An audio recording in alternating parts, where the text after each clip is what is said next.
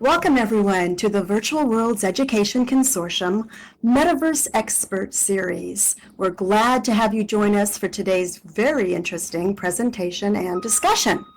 Today we take a look at a high-quality historical simulation which has been held annually in Second Life since 2012, the Dickens Project. And we have a panel of experts who share diverse research contributions.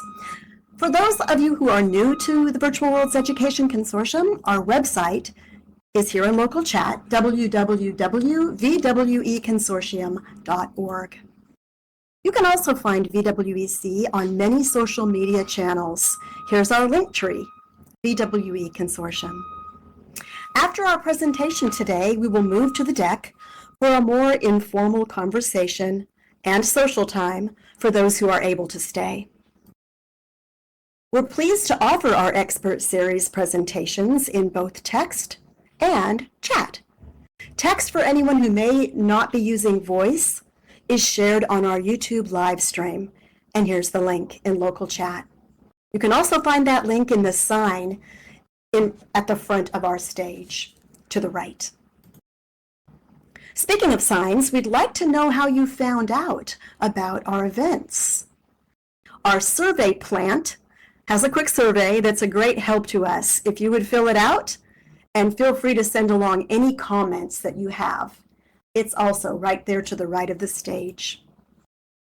I am pleased to introduce our Metaverse expert speakers to you today. We will be hearing from Caledonia Skytower of Seanchai Library, leader of the Dickens Project, Marie Vans, Associate Professor of Systems Engineering at Colorado State University, Bethany Winslow, Director of Online Learning at San Jose State University, Shannon Broden, San Jose State University student, soon to graduate with her degree in a Master's of Library and Information Science, Esperanza Freese, retired educator and educational consultant, and Gentle Heron, the leader of Virtual Ability Island here in Second Life. The Dickens Project began, as I said, back in 2012, and the Community Virtual Library has always played a role since the beginning to providing opportunities to research many of the aspects of the Victorian era and the life of Charles Dickens. Our panelists will share perspectives on the value of bringing both history and literature to life through immersive learning experiences. You will hear about how research is added yearly and how students can be actively engaged. While we strive for historical accuracy with the examples that these panelists will share, we believe students can learn through teachable moments where we examine all these elements of the historical time, such as the clothing, the architecture, furnishings, toys, food of the culture, and more. Now, we're not the costume cops, but we find conversations arise and interest in history is sparked. We have conversations about what they wore. Wait, they did not wear sneakers. It's a great time for students to dig into that and think about what actually is accurate and authentic. This year, there's a new personal HUD that enhances the experience, which you can read about right here at the website, irelandstory.blogspot.com. Our first guest speaker is the leader, as I mentioned, at the Seanchai Library. And there's the blog post for Seanchai Library. Seanchai means storyteller in Irish. This library brings stories to life in the metaverse. And we have the leader of Seanchai Library with us today. So Caledonia, can you share a bit about the Dickens Project? Anything you care to share about how it's developed and grown over these past 12 years? You bet. Val, thanks for inviting me to be part of the panel today. It's really an honor to share this time with you. And gosh, the first Dickens Project in 2012 was on 900 meters on a community virtual library region. Who knew that it would grow to be? It's actually a 3-region estate now. 2 regions are Dickens, and 1 region is Bradbury, which just became a full region project this year. Now, we often get lumped under historical simulations, but the Dickens Project is not a historical simulation. Certainly, that's not its primary intent. The Dickens Project, along with the other special project builds that we've produced over the last 16 years, the Bradbury Project, Evil Under the Sun, Murder at the Vicarage, Death on the Nile, Murder, you might think we do an awful lot of Agatha Christie. Murder on the Orient Express, The Great Gatsby of Mice and Men, and Hound of the Baskervilles have all had a primary objective that was emphatically not to recreate historical experiences for guests. What we do is create virtual experiences inspired by works of literature to encourage people to engage with literature and, in some cases, to enable them. All of these works have referenced general or specific historical time periods, it's true, but our number one inspiration come from the words of the author. That's our jumping off point. Historical accuracy plays into what we do in the same way that such references are used in the theater and film industries. We are telling a story, so we look for historical plausibility, not accuracy. Well, what do I mean? We want to give our guests the spirit of the literature flavored by the historical time period it was written for or written in. We want to provide them with opportunities to learn more about the period and the author, but we don't focus rigidly on documentary historical accuracy. I mean, have you seen Marketplace? Unless you have an original mesh creator in your pocket, it's almost impossible to find all the parts and pieces that you need for such a thing. And as an example, I also think, another example, I think it's also important to ask why historical? To what end are you creating this environment? For this year's first full region Bradbury project, as an example, we focused on one work of fiction out of his entire canon, but we honored a very specific subset of Ray Bradbury's work, the Greentown stories. Now, those stories come from 4 different publications and are set in a variety of times from the early 1920s to the late 1970s. So, we chose the 1950s as our target to support the sort of nostalgia that is laced through this particular part of Bradbury's work. That was our why. I don't I don't want you to think that we play fast and loose with period details and that historical accuracy doesn't play a part in what we do. It does, but it's not the primary driving factor. It's not what drives the bus. Our goal is to inspire people to seek out works of literature and to engage with them. And but it's certainly not to have an encyclopedic command of the skirt forms of the Victorian age. And again, I would urge anyone who takes on the task of doing a historical build to have a why that is broader than just a year or a span of years. Perhaps focus on a specific event that had a broader global impact, or a technical innovation, or an environmental event like the Great Eruption of Vesuvius in 79 AD, or a great one would be the eruption of Krakatoa in 1883, which had a global impact on the weather and environment for the next decade. But that's just my 2 cents worth. Now, when Val asked me to share time with you all today, she also asked me to address how Seanchai Library funds these projects. And to be honest, we don't, at least not in monetary terms. We don't have an institution or a nonprofit behind us. We have had 2 projects out of all the ones that I mentioned earlier that have received monetary granted support. In both cases, we partnered with a nonprofit outside of Second Life. And both projects were actually produced in Kitely and not in Second Life because we couldn't have afforded to build them in Second Life at that time.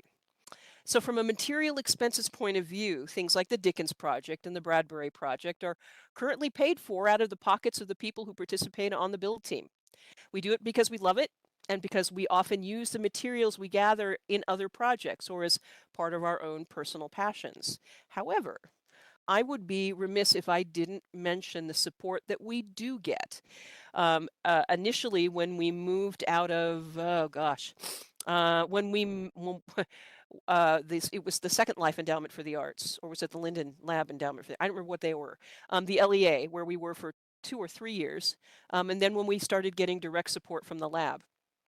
It's been, I think, about 5 years since I first went to the lab and I asked for their support in terms of the virtual regions. It started out with 1 and 2, and now we have 3, and I don't know that we're going to go more than that.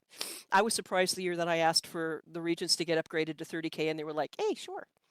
Um, um, Inarguably, the virtual regions would be the largest expense on a project like this, what it might have outside of personnel costs if we were paying people.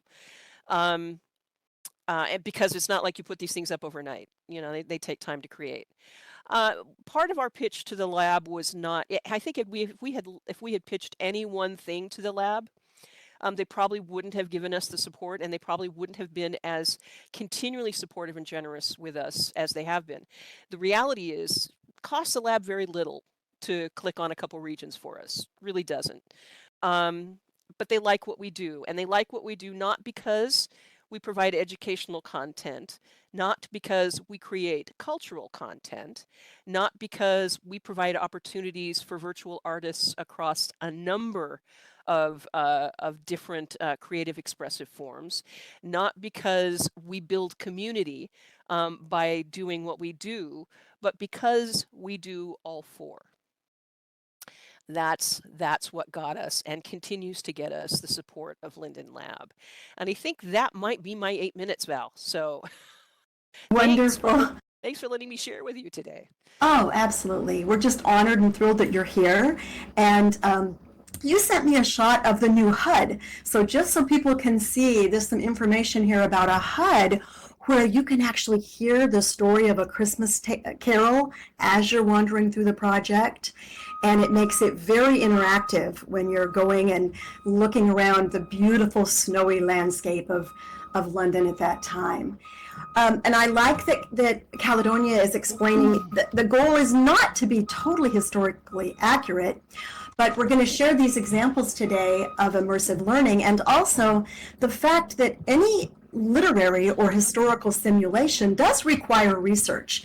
Even if it's just skimming the surface of the research, some of these researchers have really dug deep. So thank you for sharing that. And next, we have a panelist, Marie Vans, who's going to share her research project on the debtors' prisons during the Dickens era in London. Now, this research gives a glimpse into just how hard the times actually were during the Victorian era. So, Marie, would you go ahead and share your research? Sure. There we go. Okay, well, thanks so much for letting me participate in this event. And I have to say that the Dickens Project is one of my favorite events of the year in Second Life. And it's not only because Dickens is one of my favorite writers, but because the Victorian era is one of the most fascinating periods in recent history, especially if you look at it through the lens of science and innovation.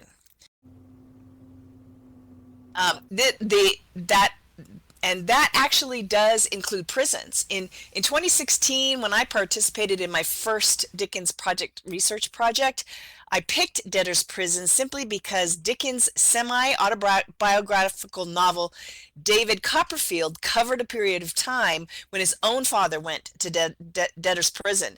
It was interesting to me that that whole families could actually live together in this prison, unlike today, obviously. So also, I recently found out that the treadmill, which is something that I use all the time at the gym, was an invention created during the Victorian era as a punishment for prisoners, and that makes perfect sense to me.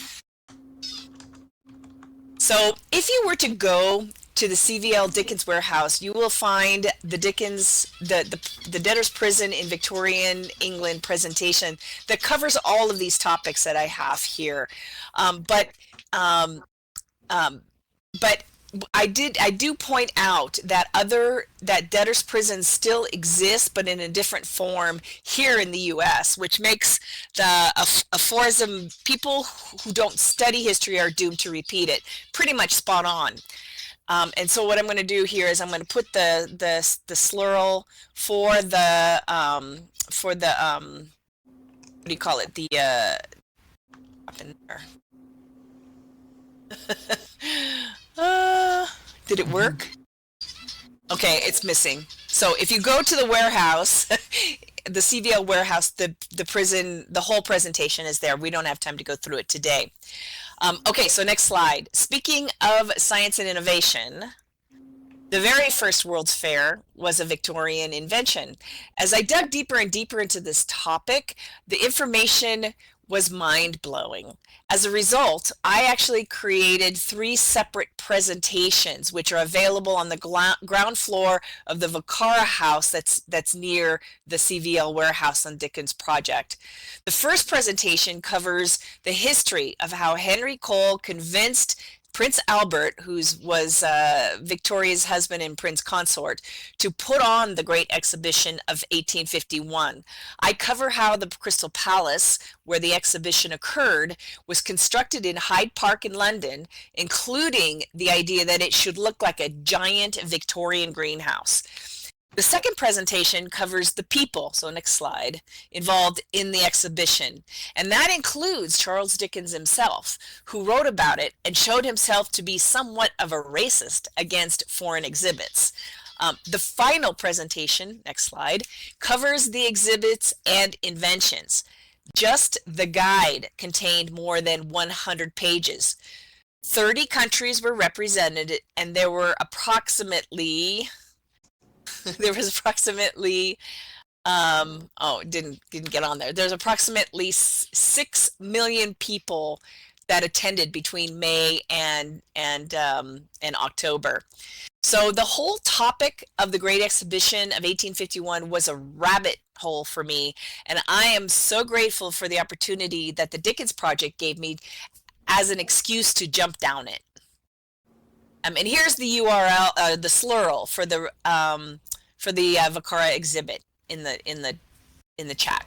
And that's it for me. Thanks. Thank you, Marie. So exciting that the Industrial Revolution was just bursting at the Great Exhibition of 1851. Now, our next panelist is Bethany Winslow, and she will share a more lighthearted, fun research project, completely different than the horrors of the debtors' prisons. And this is an example of the variety of these different kinds of historical research projects that students can dig into in a simulation like the Dickens Project. Now, one need not dress in Victorian attire to visit the Dickens Project, but it certainly does make it fun. Over to you, Bethany. Great, thank you. Hopefully I don't sound like a chipmunk. Hi, everyone. I'm really delighted to give you guys a peek underneath the skirts of the fabulous world of Victorian ladies' clothing during the era of Dickens. I loved creating this presentation. It was a while back, and it was really fun to dive into the layers of laces, buttons, ribbons, and intricate details that defined their fashion, as well as the stark contrast between high society and the working class. Each element could be a fascinating presentation just on its very own.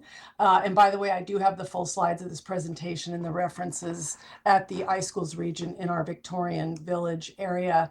And I do first want to mention, and I'll let you know when to forward the slides, Val, thank you. I want to mention that Victorian clothing is characterized, first of all, by an abundance of layers. And it's characterized by an abundance of layers in London's chilly winters. These layers provided warmth, and the fashion of the time wasn't just about aesthetics. It served practical purposes as well. Laces were, essential for securing undergarments, and decorative laces added beauty. Buttons played a significant role, and the button hook was a handy tool for fastening things. Ribbons and bows were not just practical, but they were beautiful adornments. And interestingly, Victorian fashion was ornate by modern standards. And while many in Dickens London lived in impoverished conditions, the impact of fashion was really pervasive. The middle class could afford to have high fashion replicated by local dressmakers or create their own clothes.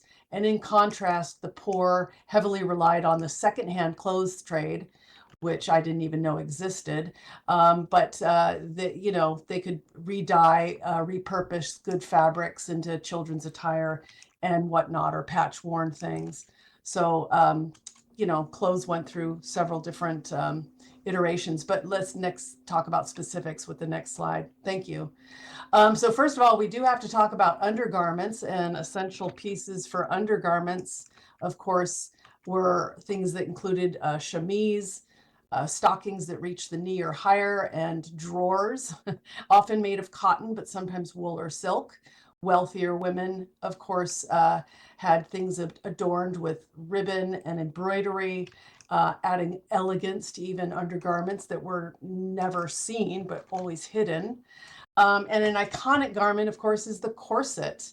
That deserves special mention. The split busk style with a slot and a stud closure made self-lacing easier, and it became very popular in the mid-century. However, lower class women often didn't wear corsets, especially if they engaged in hard labor.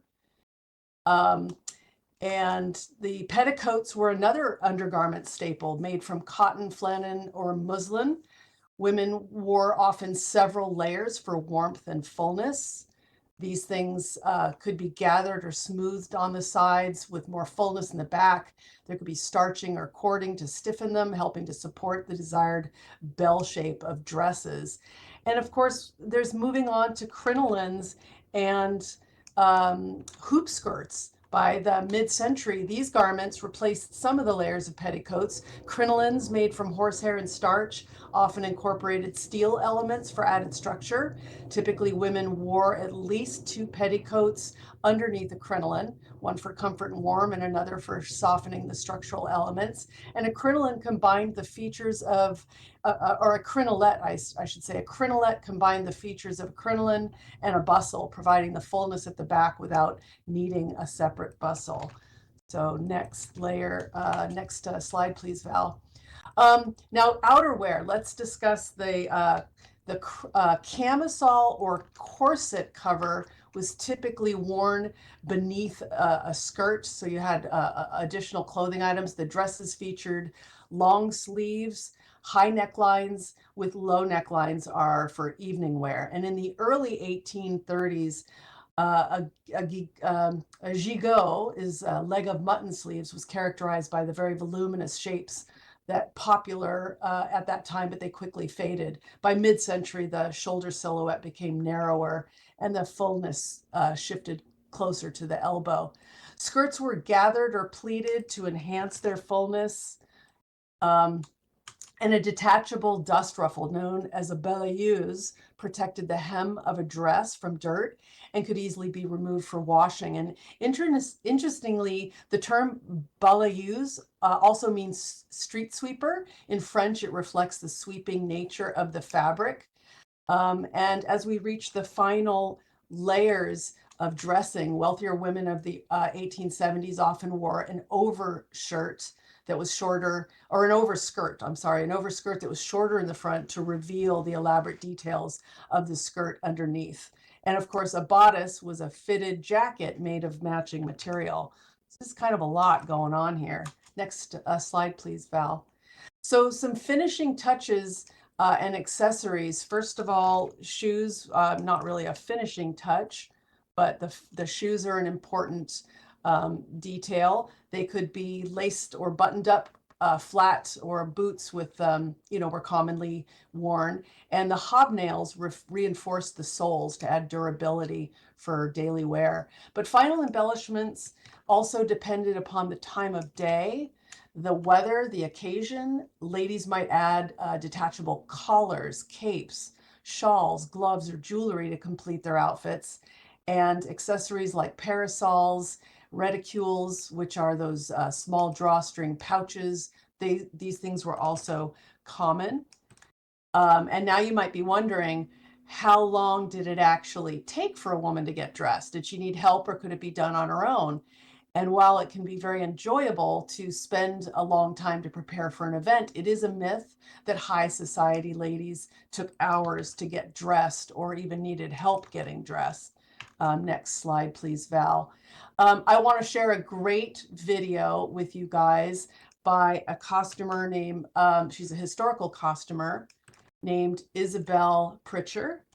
And she shows us how quickly she can put on a full 1860s day dress on her own. And this is all the stuff from start to finish, sped up with a stopwatch going. And she even puts on those button boots by herself. And you know the ones with the small buttons going up each side. And here's a YouTube video link in chat.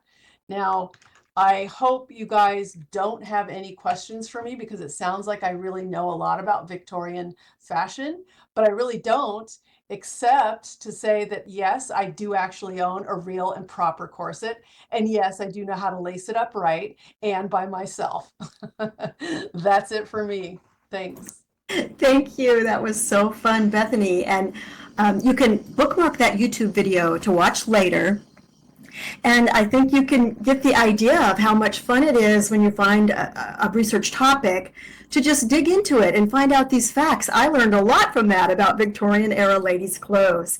You'll notice in this slide, I just took a quick slide of the carriage ride you can take at the Dickens Project to point out that you can go alone, go all over the place, or you can go with a group or on a tour. And all of these projects that you're hearing about today are archived. We place them every year in the buildings provided by Caledonia and the Dickens Project team. So you can imagine how much fun it is for students to be able to engage in this. I do want, and it's kind of like bringing history to life, or also entering a story rather than simply reading it. CVL has a sister library located in Amsterdam, and it's called the Antique Pattern Library. And this is a place that provides resources online from historical manuscripts, images, and patterns, like embroidery patterns for the fabrics and tapestries. Here's a sample from their library's website. You can also bookmark this to look at later. This particular link was provided for the Dickens Project for researchers to use. We also have the Antique Pattern Library at our VWEC Kitely Hub in the virtual world of Kitely. And there are examples from a variety of historical eras. Our next panelist is the leader of the VWEC Info Center in Kitely. And Kreatya Shannon is just now graduating with her MLS. Kreatya Shannon was a student researcher for the Dickens Project. She's going to tell us about bringing Victorian literature into 3D. Kreatya? Thank you, Val. And after this, I will let you know when to advance the slides, please. Thank you. As was said, my name is Shannon Broden, known in virtual environments either as Kreatya or Kreatya Shannon. Today, I will talk about learning in period virtual environments and ways that students can dip their toes into beginning to do these kinds of research presentations. And also, again, as was mentioned, recently, I completed requirements for my Master's in Library and Information Science degree at San Jose State University. There I focused on user experience and emerging tech. I joined San Jose State University's Vicara early in my program as well, and that gave me the opportunity to initially explore virtual worlds, doing independent exploration versus in the classroom environment. Val, can you go to the next slide for me?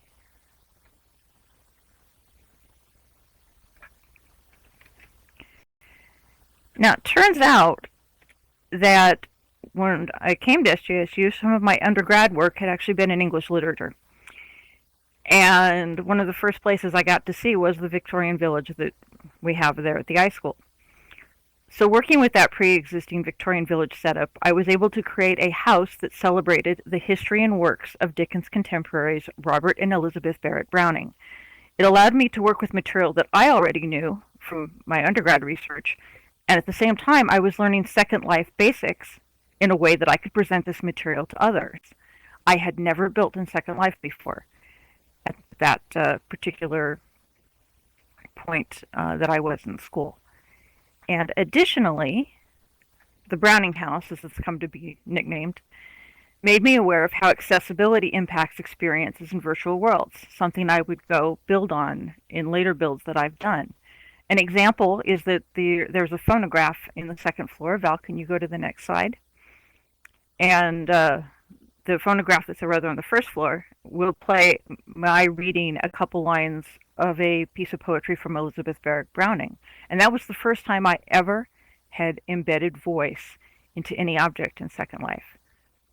So not only was I learning how to do some of the basics, I was being able to engage in different ways and bring myself into it.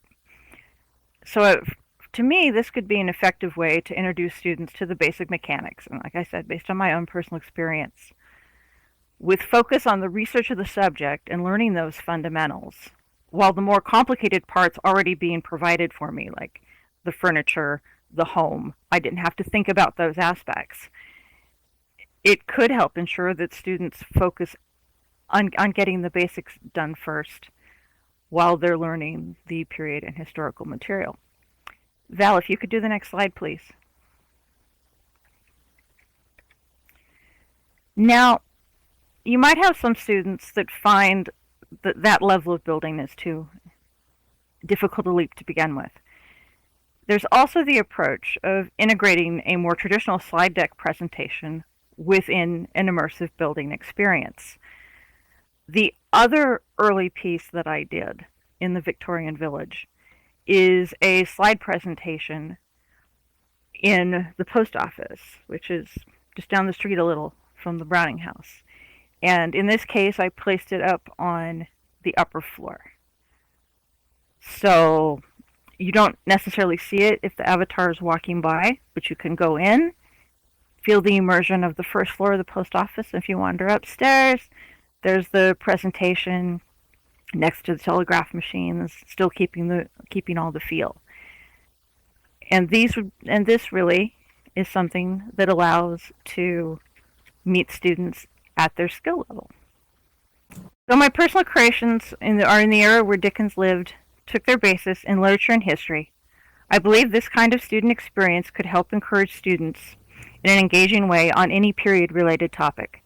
Thank you for the opportunity to present today. And Marie mentioned that there is a building that has her presentation on the first floor. If you go up onto the second floor, you will find additional presentations that talk about the process that I went through with both of these builds, and they can also still actively be visited at the Victorian Village. Thank you again. Thank you, Kreatya, Shannon. Yes, if you go to the CVL Research Warehouse, you just wander outside down to the left, you'll find the Crystal Palace House, you'll find Kreatya's build upstairs. As I said, we strive to archive all of these research projects and continue to share them year after year and have them expand. And I really love hearing the student perspective, and because that student's perspective is why we're even here at the Virtual Worlds Education Consortium, to find the best practices for teaching and learning in the metaverse. And we try to add new research every year. The next presenter is going to share our latest research. One of our panelists was unable to present today, P. Ilios. Now, P has researched healthcare and medicine in the Victorian times. She shares her research project in both English and Spanish. And we often display that and bring in people who are interested in hearing it in Spanish. But the brand new research project this year, which shows that immersive environments are dynamic, every year, as I said, our visits can be new, they can be unique and different. We've added Esperanza Freese's art research. So over to you, SB. Thanks, Val, and thanks for including me in this exciting presentation. And I'm learning so much. It's really great. But today I'm going to talk to you, first of all, hi, everyone. I'm going to talk to you about Victorian art. As a professional researcher, I'm asked to create background information on all types of information subjects, from scientific discoveries to marine mammals, to artificial intelligence and robotics. Today, my research features art of the Victorian era. And you might think that this has nothing to do with science, but it actually does. Queen Victoria of Great Britain, for whom the Victorian era was named, spanned 63 years of Queen Victoria's reign over Great Britain and Ireland, from 1837 to her death in 1901. New scientific discoveries were during this age, allowed the Victorians to become increasingly revolutionary in their use of color. New hues were greeted with both excitement and suspicion. The explosion of color was embraced by artists, designers, and many others in all walks of 19th century life. Victorian art reflected most of the Christian and royal ideals of the time, with a variety of themes such as landscapes and all types of portrait art. Fairy motifs were popular too, and female characters were always a part of Victorian art. There was also a standard scenery theme, and usually of painted farmlands or hilly landscapes. Victorians loved dramatic contrast too. This can be seen in both single and group portraits. The paintings with people could often be reflected by the colors they wore. As poverty, hunger, and disease all became increasingly urgent issues in industrial Britain, many artists began to consider how their work could benefit society, believing that art could change minds and spur action. They produced paintings, prints, and decorative objects that were designed to not merely comment on social problems, but actively participate in solving them. Victorian artists played an important role in societal changes. Many artists believed that art's purpose was to contribute to the general good and to improve life.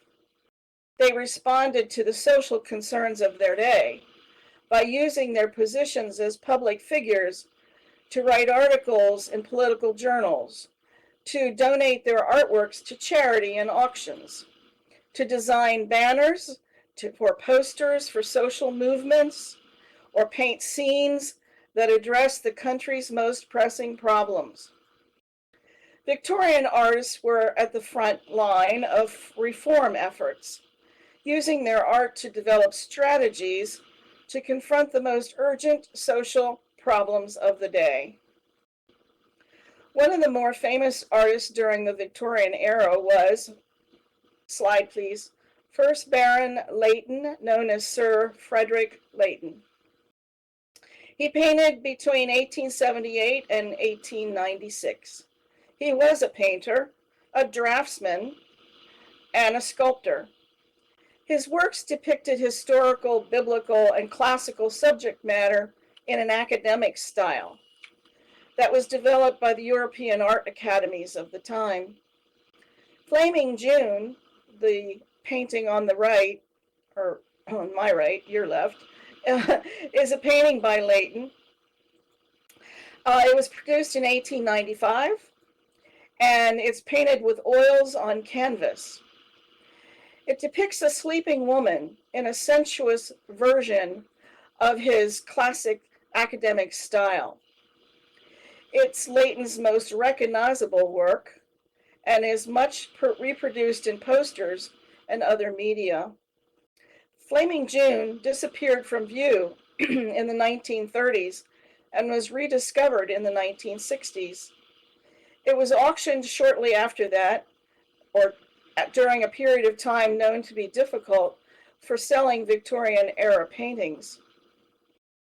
Where it failed to sell for its low reserve price of $140 after the auction, it was promptly purchased by the Museum of Puerto Rico. It is currently on loan to the Royal Academy of Arts in London. The Victorian age ended in 1901, by which time many of the most prominent Victorian artists had already died. In the early 20th century, the Victorian attitudes and arts became extremely unpopular. So that was the end of the Victorian art era. In America, the Gilded Age ran about the same time, and it kind of mirrored what was going on during the Victoria era. And the clothing, some of the clothing were the same, and their artists mimic some of the styles. So that's another research topic. So thank you very much. I appreciate your time. Thank you so much for sharing this as our latest research project. And I want to mention that Dickens, in addition to his writings, provides a glimpse into the difficult times that he lived in. And here's an example on this slide of many of the other research projects that we've curated that over the years that are on display in the CVL warehouse and in that neighborhood of the Dickens Project. He was a law clerk, and he included much about the law and the legal system of the time in his stories. We've had projects on research on marriage and home life. His marriage was very unhappy. We have research on the food of the Victorian era, the working conditions, and much more. Our final panelist today is Gentle Heron, the leader at Virtual Disability Island. And Gentle is going to share about disabilities in Dickens literature. Gentle? Thank you, Val. And hello to all the Dickens fans who are here today. SB mentioned some features of Victorian art that can also be seen in Dickens literature. His stories do include a lot of female characters. His stories often portrayed very dramatic contrasts, and his writing certainly reflect the social, political, and economic characteristics of the Victorian age. Dickens included many characters with a wide range of disabilities in his fiction. Sometimes he portrayed these characters very realistically, but at other times he made them into caricatures. Overall, Victorians were uncomfortable with both the idea and the reality of disability, and their mixed feelings about disability showed in their ambivalence. Victorians generally feared disability and people who were disabled. Persons whose conditions left them with disfigurement were often seen as monsters. Dickens portrayed these individuals as morally depraved villains. And an example of that is the schoolmaster quilt in the old curiosity shop. And I love these old pictures of some of these Dickens characters. The physical deformity of these corrupt victimizers were shown to be the outward appearance of their inner depravity.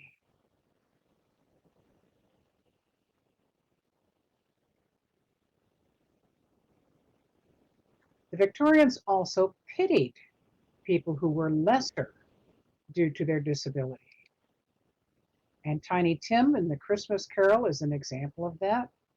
He's stereotypically pure, spiritual. They consider him a helpless innocent. And characters like this were seen as inspirational, but also they were passively objectified.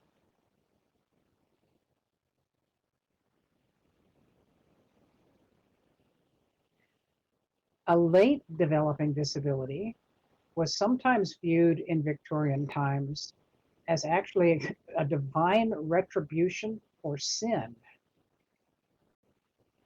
So we've got Mrs. Skewton in Dombey and Son. She uses her bath chair to create an illusion of social status and wealth. And she unfortunately constantly mistreats the poor man who has to push her chair. Dickens shows her with a mass of makeup, lots of fancy clothing. She's a figure of falseness. Mrs. Skewton's pretense of disability and her mistreatment of her chairman lead to her terminal illness. And that's when she becomes truly dependent on the chair and on the assistance of other people. Her wheeled chair, then, is a metaphor for her character's imprisonment. And this would have been viewed by Victorians as a form of retributive justice. Although most people with disabilities were charitably viewed as being deserving poor, everybody was poor, they were disabled. They were deserving poor because they were unable to be employed. But some people with disabilities were portrayed as shirkers or hustlers. And you can see the contrast between Jenny Wren and Silas Wegg in Our Mutual Friend.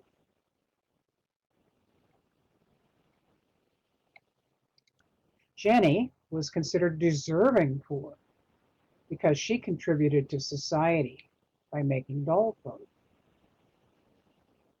Silas, on the other hand, was portrayed very negatively. He had a wooden peg leg, but he was also depicted as wooden in overall appearance and action. He was portrayed as deformed in his character as well as in his body.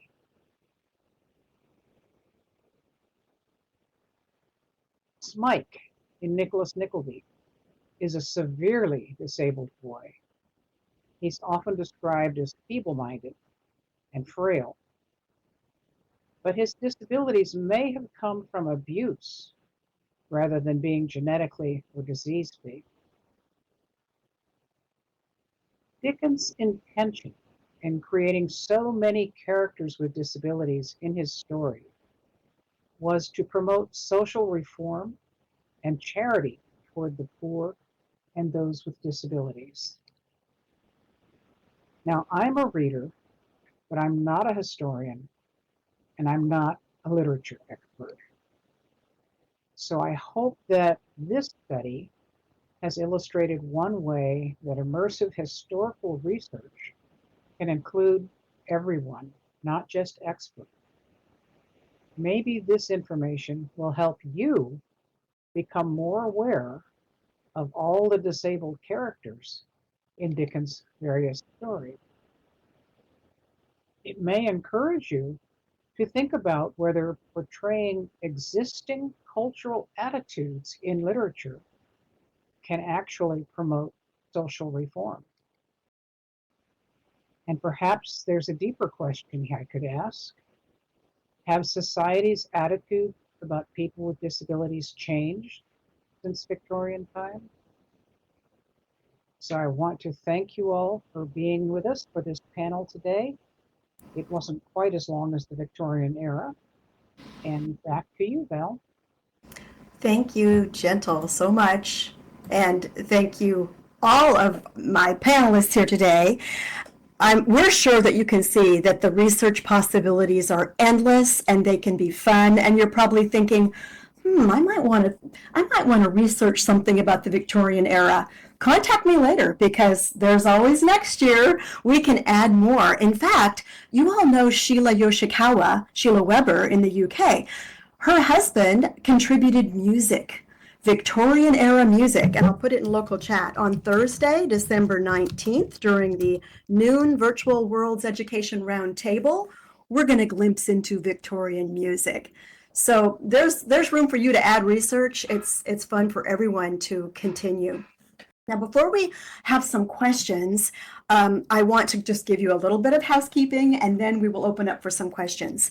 I want to thank everyone for attending today. And just a reminder, you will be able to find the recording of today's presentation on our VWEC YouTube channel. It's there in the local chat. Please know we welcome new volunteers. We want to network with you and your communities. Anyone interested in teaching and learning in virtual worlds. We also welcome volunteers to work at our info center. You can contact me or Sue Moon Magic. Our next expert series will be on January the 10th with Roxy Nero and BJ Gearbox sharing VEG, the Virtual Education Journal, which is now starting up again after a hiatus. To see all the VWEC events, please check out the VWEC Plaza events calendar there in the local chat. And finally, please join us for our Friday happy hour. We're going to open up there for Q&A. Let me just pull my slide up for that. And I also have a surprise to pull out on the deck. So let's all stand up and let's walk over to the deck. I'll share some additional social media links, and we'll have a fun time of conversation with our panelists for those of you that can stay for a bit. So follow me. The deck is right over here.